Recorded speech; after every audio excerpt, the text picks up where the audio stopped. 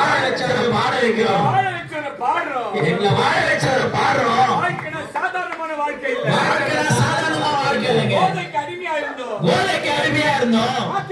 மாத்திட்டாருங்க. கவலையில இருந்தோம். மாத்திட்டாருங்க. எத்தனையோ பேருக்கு கிடைக்காத வாழ்க்கைய இயேசு கொடுத்தாருங்க.